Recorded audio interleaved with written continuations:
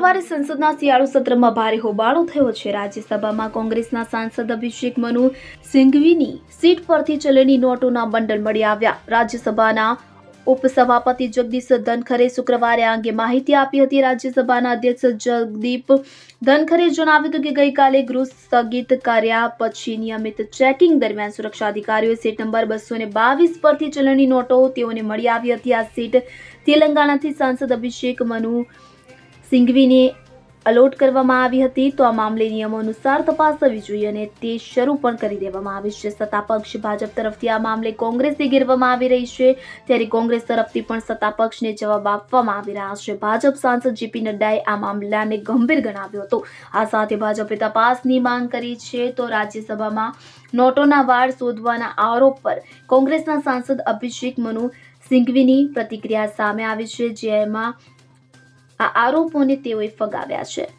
હવે જુઓ દેશ દુનિયાની તમામ ખબરો તમારી આંગળીના ટેરવે।